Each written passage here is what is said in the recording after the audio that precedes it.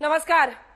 इस वक्त हमारे साथ एक बेहद खास मेहमान जुड़ रही हैं और वो इसलिए क्योंकि वो एक ऐसे शख्स को चुनौती दे रही हैं जो लगातार 40 साल से हैदराबाद में जीत हासिल कर रहे हैं।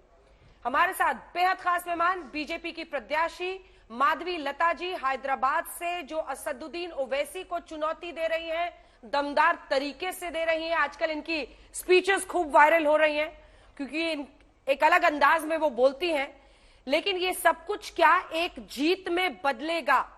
क्या जो वर्चस्व असदुद्दीन ओवैसी और उनके परिवार का हैदराबाद में रहा है उसको उखाड़ फेंकेंगी माधवी लता अपने दमखम से? पेशे से एक डांसर भी हैं, कथावाचक भी हैं, सनातन धर्म पर वो बहुत बोलती हैं, तमाम मंत्र आपकी जुबान पर रहते हैं माधवी लता जी। लेकिन बीजेपी के प्रत्याशी के तौर पर अब देश आपको देख रहा है। बहुत बहुत स्वागत है आपका आज तक पर। बहुत स्वागत है माधवी जी। धन्यवाद अंजलि जी। मेरा पहला सवाल आपसे यही है माधवी लता जी, 40 साल से जिस शख्स ने लगातार हैदराबाद में जीत हासिल की है, उनके परिवार ने, कैसे आपको लग रहा है? क्योंकि अभी आपके लिए तो जिसको कहते हैं, एक मुहावरा है कि जुम्मा जुम्मा कुछ ही दिन हुए हैं, आपके लिए हैदराबाद में बीजेपी प्रत्याशी के तौर पर उनको उखाड़ फेंकना बहुत बड़ा चैलेंज नहीं है? क्या आपको नहीं लगता कि आपने पहली बार में ही बहुत बड़ी चुनौती ले ली है?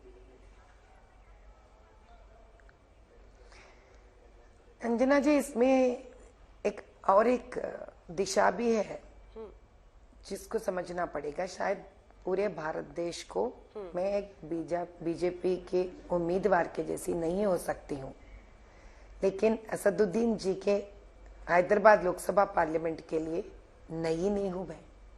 वहीं पढ़कर बड़ी हुई, 25 साल में रह चुकी वहां के असेंबली के कॉन्स्टिट्यूएंसी याकतपुरा के नाम से, जहाँ पे संतोष नगर कॉलोनी है।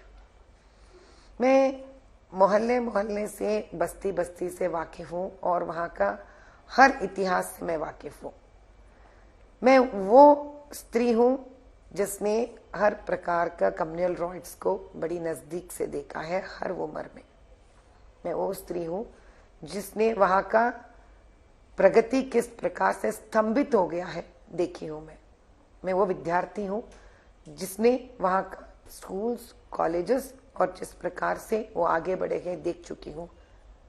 मैं वो स्त्री हूँ और वो उस इंडिविजुअल हूँ जिसने वहां पर नौकरी करने के लिए, अगर एक अच्छा नौकरी मिलना है तो वहां से कितना दूर बाहर आकर, जहां पे डेवलपमेंट है वहां पर आके नौकरी करना पड़ा है। वहां पे उसका इंतजार था हम लोगों को एक अच्छी नौकरी मिलने के लिए।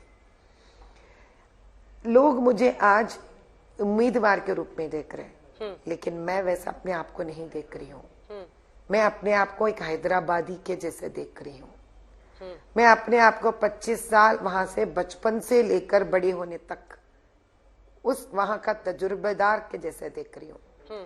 25 साल की उम्र के बाद जब मैं वहां से निकली हूँ तो किस प्रकार के बाहर के सारे कॉन्स्टिट्यूएंसी जो इस हैदराबाद लोकसभा से लग के हैं, जिस प्रकार से वो आगे बढ़ गए हैं, वो देख चुकी हूँ मैं। ठीक है। जब मैं फिर से वापस अपने मैके में एक अच्छे काम करने के लिए फिर से वहां गई, मायूसी के अलावा कुछ नहीं देखा है मैंने। 8 सालों से मैं उसी हैदराबाद लोकसभा से बड़ी नजदीक से काम कर रही हूँ। मैं इस देश के लिए मैं एक नया उम्मीदवार हो सकती हूँ, लेकिन अपने आप के लिए यहीं की हूँ मैं और यहाँ का हर सच्चाई से मैं वाकिफ हूँ। पहले ही बॉल पर आपने इमोशनल कार्ड खेल दिया है। से आता है, पहले ही बॉल पे आपने इमोशनल कार्ड खेल दिया है। उम्मीदवार बात कर रही है तो मुझे बात करना है, नहीं। पहले ही बॉल पे आपने इमोशनल कार्ड खेल दिया है। मोदी भाई ने जब मुझे चुने हैं, पॉलिटिशियन बनने के लिए चुने नहीं है।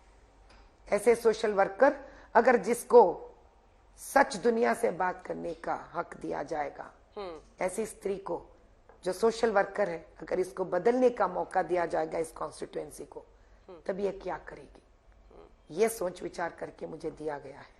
पहले ही बॉल पर आपने इमोशनल स्ट्रोक खेल दिया है माधवी लता जी। तो आते हैं असल मुद्दे पर। जब हैदराबाद की ये लड़ाई होगी, एक तरफ होंगे असदुद्दीन ओवैसी जो कि अपनी तकरीरें करते हैं और उसमें वो कहते हैं कि इस्लाम को, मुस्लिम्स को मौजूदा सरकार टारगेट कर रही है, उनको टॉर्चर कर रही है। एक तरफ आप हैं जो सनातन की बात करती हैं, मंत्रोच्चार की बात करती हैं, आप धर्म की बात करती हैं। ऐसे में ये मुकाबला बहुत, अगर वैसे कहते हैं कि ये सरकार बीजेपी माधवीलता की पार्टी टारगेट कर रही है मुस्लिम्स को, क्या जवाब होगा आपका? मेरा यही जवाब होगा कि हम पसमंदे औरतों के आंसू पोंछने के लिए इंस्टेंट ट्रिपल तलाक निकाल देते हैं। हम मुसलमान स्त्री को हिंदू स्त्री के जैसे मायके में बराबरी देने के लिए, हक देने के लिए, हर उस बात पर लड़कों के समानता से उनको हम यूसीसी देते हैं।